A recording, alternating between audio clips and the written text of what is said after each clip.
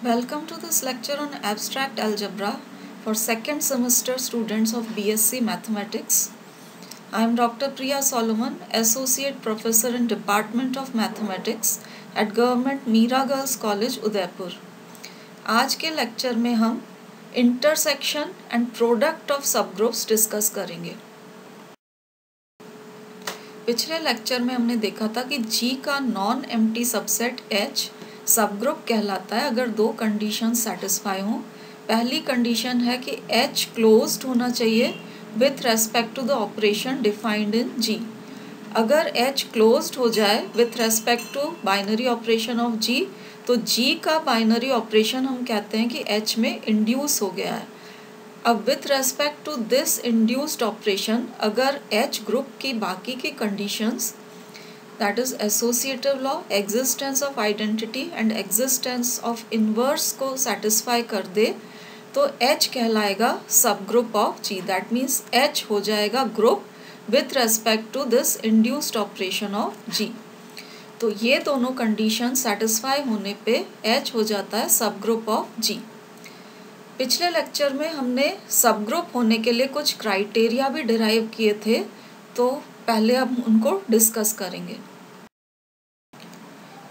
किसी group G के non empty subset H के सबग्रुप होने के लिए दो क्राइटेरिया हमने लास्ट लेक्चर में डिराइव करे थे।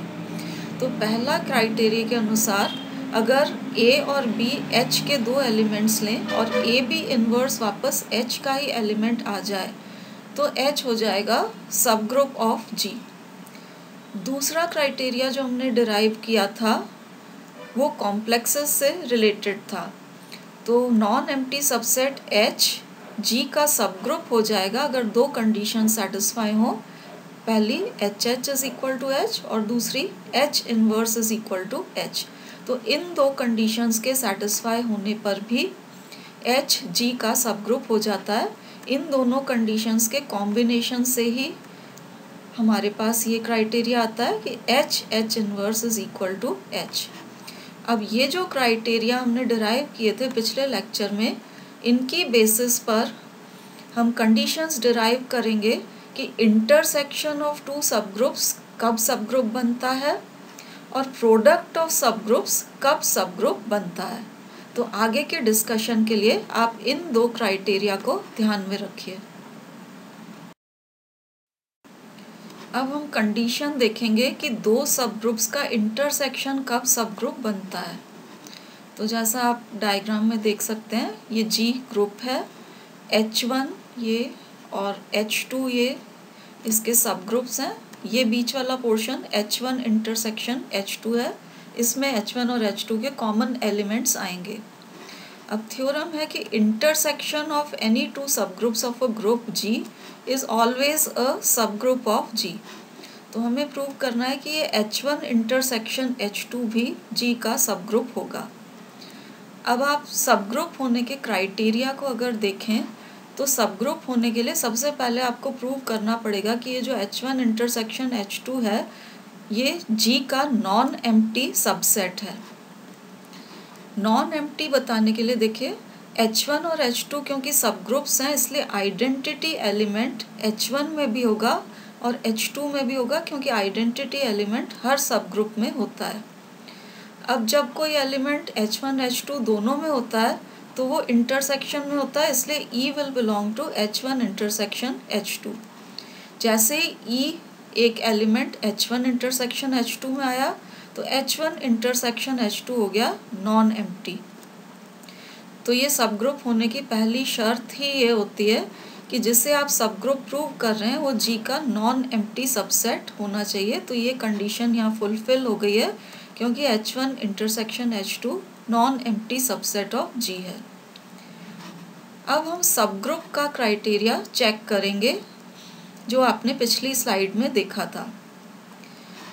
इसे सबग्रुप प्रूव करना है तो आपको प्रूव करना पड़ेगा कि इसके दो एलिमेंट्स A एंड B अगर लेते हैं तो A B इनवर्स वापस इसी में होना चाहिए। तो ये दो elements A and B H1 intersection H2 में ले लिए। अब इंटरसेक्शन में एलिमेंट्स लिए हैं तो A एंड B H1 में भी होंगे और साथ ही ये H2 में भी होंगे। H1 क्योंकि सब ग्रुप हमें दिया हुआ है तो सब ग्रुप के क्राइटेरिया को ये फुलफिल करेगा, इसलिए AB इन्वर्स H1 में होगा। इसी तरीके से H2 भी सब ग्रुप दिया हुआ है तो सब ग्रुप के क्राइटेरिया को H2 भी फुलफिल करेगा। A और B अगर H2 में है तो AB इन्वर्स भी वापस H2 में होगा। अब AB इन्वर्स H1 में भी आ गया है और H2 में भी आ गया है। जब कोई एलिमेंट H1 H2 दोनों में होता है तो इस इंटरसेक्शन में बिलोंग करता है, इसलिए AB इन्वर्स आ गया H1 इंटरसेक्शन H2 में। तो देखिए यहाँ A और B जब H1 इंटरसेक्शन H2 में है तो AB इन्वर्स भी वापस H1 इंटरसेक्शन H2 में ही आ रहा है। तो सब ग्रुप होने का क्राइटेरिया H1 इंटरसेक्शन H2 ने फुलफिल कर दिया है, इसलिए अब हम कह सकते हैं कि H1 intersection H2 is a subgroup of G। तो दो सब ग्रुप्स अगर आपके पास हैं H1 एंड H2, उनका इंटरसेक्शन हमेशा ही सब ग्रुप होगा। अगली थ्योरम में हम दो सब ग्रुप्स के प्रोडक्ट के सब ग्रुप होने की कंडीशन निकालेंगे। इस थ्योरम में हम प्रूव करेंगे कि अगर H और K दो सब ग्रुप्स हैं किसी ग्रुप G के तो इनका प्रोडक्ट H के सब ग्रुप होगा if and only if HK is equal to KH। मतलब अगर कम्यूटेटिव प्रॉपर्टी को ये सेटिस्फाई करे तो ही ये सब ग्रुप होगा। अब ये जो प्रोडक्ट HK है हमने प्रोडक्ट ऑफ कॉम्प्लेक्सेस डिफाइन किया था, उसके अकॉर्डिंग इसके एलिमेंट्स आएंगे। तो इसके एलिमेंट्स इस तरह के होंगे, पहला एलिमेंट कैपिटल H में से आएगा और दूसरा एलिमेंट कैपिटल K में से आएगा। अब थ्योरम में क्योंकि इफ़ एंड ओनली इफ लगा हुआ है तो दो बातें आपको प्रूव करनी पड़ेंगी कि अगर HK सब ग्रुप है तो HK is equal to KH है, और कन्वर्स उल्टा अगर HK is equal to KH है तो HK सब ग्रुप होना चाहिए। तो फर्स्ट पार्ट के लिए हम सपोज करेंगे कि मान लीजिए HK सब ग्रुप है। इसको अगर आपने सब ग्रुप माना है तो आपको प्रूव करना पड़ेगा कि HK is equal to KH। अब सब ग्रुप होने का क्राइटेरिया हम सेकंड वाला यहाँ पर यूज़ करेंगे कि अगर H सब ग्रुप होता है तो दो कंडीशंस होती हैं, एक तो HH is equal to H and H inverse is equal to H। दोनों कंडीशंस को आप इस तरीके से कंबाइन भी कर सकते हैं। अब यहाँ क्योंकि हमने HK को सब ग्रुप मान रखा है तो HK भी इस कंडीशन को सेटिस्फाई करेगा, HK inverse will be equal to HK।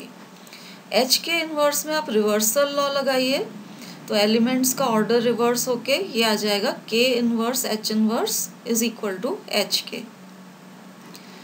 क्योंकि हर सब ग्रुप के लिए H inverse is equal to H होता है तो हमारे पास K inverse will be equal to K क्योंकि K is a subgroup, H inverse will be equal to H क्योंकि H is also a subgroup. तो K inverse H inverse की जगह KH आ गया and this is equal to HK। तो ये हमारा कम्यूटेटिव लॉ सेटिस्फाई हो गया है। तो हमने प्रूव कर दिया कि अगर HK सब ग्रुप है then KH is equal to HK। अब हम इस थ्योरम का कन्वर्स प्रूव करेंगे। कन्वर्स या विलोम प्रूव करने के लिए अब हम मानेंगे कि मान लीजिए कम्यूटेटिव लॉ सेटिस्फाई होता है, HK is equal to KH है, और ये मानते हुए हमें सिद्ध करना पड़ेगा कि अगर ये कम्यूटेटिव प्रॉपर्टी सेटिस्फाई हो रही है तो HK G का सब ग्रुप है। अब इससे सब ग्रुप प्रूव करने के लिए सब ग्रुप के क्राइटेरिया के हिसाब से हमें प्रूव करना पड़ेगा कि HK multiplied by HK inverse is equal to HK itself. तो यहाँ हम कैलकुलेट कर रहे हैं HK and HK inverse. HK inverse के लिए रिवर्सल लॉ लगाएंगे तो इसकी वैल्यू आ जाएगी K इनवर्स H इनवर्स। अब एसोसिएटिव लॉ लगा के K और K इनवर्स को हम साथ में ले लेंगे बीच में। K क्योंकि हमें सब ग्रुप दिया हुआ है तो सब ग्रुप का क्राइटेरिया लगाने से आपको मिल जाएगा K inverse is equal to K। तो K इनवर्स की जगह हम K लिख सकते हैं।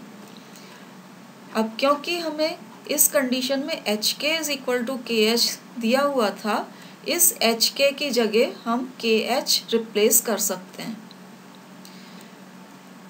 KH से रिप्लेस करने के बाद आप देख सकते हैं कि ये H और H इनवर्स साथ में आ गए हैं। H भी सब ग्रुप है, तो सब ग्रुप का क्राइटेरिया वापस लगाइए। H इनवर्स की जगह हम वापस H लिख सकते हैं, तो इसकी जगह H इनवर्स की जगह ये H लिख दिया, तो ये KH आ गया। और क्योंकि हम मान के चल रहे हैं कि KH और HK बराबर हैं, इस KH की जगह हम वापस HK लिख सकते हैं। तो अब आप देखिए HK इंटू HK इनवर्स वापस HK के बराबर ही आ रहा है। तो इसी टाइप का क्राइटेरिया जो है HK ने भी सेटिस्फाई कर दिया है। इस क्राइटेरिया के सेटिस्फाई होने के कारण हम कह सकते हैं कि HK is a subgroup of G, क्योंकि ये क्राइटेरिया सब ग्रुप का क्राइटेरिया है, इसलिए HK हो गया सब ग्रुप ऑफ G और थ्योरम के दोनों पार्ट्स प्रूव हो गए। तो हम कह सकते हैं कि HK is a subgroup of G if and only if HK is equal to KH। अगर ये कंडीशन सेटिस्फाई होगी तो HK सब ग्रुप होगा, और अगर HK सब ग्रुप है तो ये कंडीशन हमेशा सेटिस्फाई होगी। And this completes the proof of the theorem. आज के लेक्चर में आपने देखा कि इंटरसेक्शन ऑफ टू सब ग्रुप्स तो हमेशा ही सब ग्रुप होता है, लेकिन दो सब ग्रुप्स का प्रोडक्ट तभी सब ग्रुप होता है अगर वो आपस में कम्यूट करें, दैट इज़ अगर HK is equal to KH हो जाए। अगले लेक्चर में हम वो कंडीशंस डिस्कस करेंगे जिनके तहत यूनियन ऑफ टू सब ग्रुप बने। Thank you for watching.